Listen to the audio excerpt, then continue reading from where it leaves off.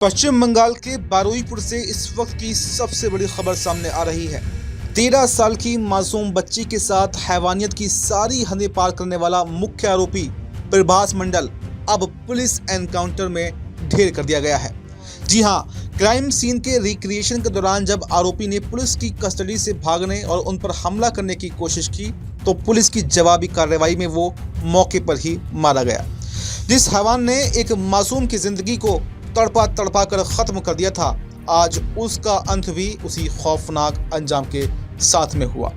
चलिए आपको सिलसिलेवार तरीके से बताते हैं कि मंगलवार की उस रात को आखिर हुआ क्या था। बारुईपुर पुलिस जिला एसपी के मुताबिक मंगलवार रात करीब 12:45 पर ऑफिसर्स मुख्य आरोपी प्रभास मंडल को सूर्यपुर स्थित घटना स्थल पर लेकर गए थे ताकि पूरी घटना का रिक्रिएशन किया जा सके।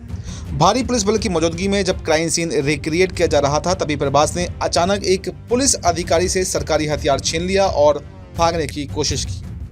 पुलिस ने जब उसे रोकने की चेतावनी दी तो उसने पुलिस टीम पर ही एक राउंड फायर कर दिया। आत्मरक्षा और आरोपी को भागने से रोकने के लिए पुलिस ने जवाबी फायरिंग की, जिसमें प्रभास गंभीर रूप से घायल हो गया और उसे तुरंत बारुईपुर अस्पताल भी ले जाया गया, जहां पर डॉक्टरों ने जांच के बाद में उसे मृत घोषित कर दिया। इस मामले में अब तक कुल 4 आरोपियों की गिरफ्तारी हो चुकी है। इस पूरे मामले की शुरुआत 4 जुलाई को हुई थी, जब 13 साल की एक मासूम बच्ची अपनी सहेली के लिए एक गिफ्ट खरीदने घर से बाहर निकली थी, लेकिन वो वापस नहीं लौट कर आई।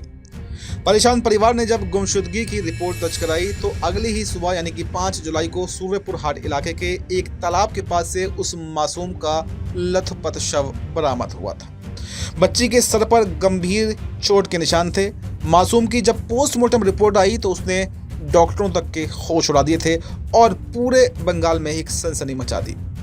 उसके प्राइवेट पार्ट्स पर गहरी चोटें थीं और शरीर पर जगह जगह दांतों से काटने और खरोचने के निशान भी मिले।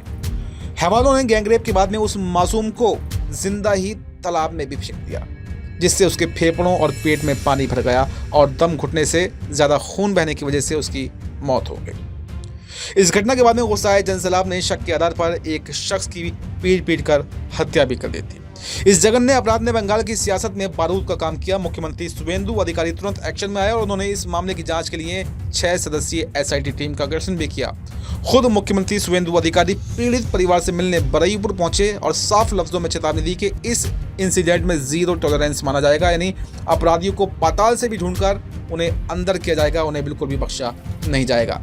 तो वहीं दूसरी तरफ पूर्व मुख्यमंत्री ममता बनर्जी भी इस क्रूरता के विरोध में कैंडल मार्च लेकर सड़कों पर उतरी और विपक्ष ने आरोप लगाया कि बंगाल में इस वक्त सिर्फ इमरजेंसी नहीं बल्कि सुपर इमरजेंसी के हालात बने हुए हैं। लेकिन अब जब आरोपी का एनकाउंटर हुआ है तो कहीं ना कहीं उस बच्ची को इंसाफ मिलेगा, उसके पीड़ित परिवार को शायद एक इंसाफ मिलेगा, उनको ये दिलासा मिलेगा कि उनकी बच्ची के साथ गलत हरकत करने वाले के साथ भी आखिर वही सलूक हुआ है।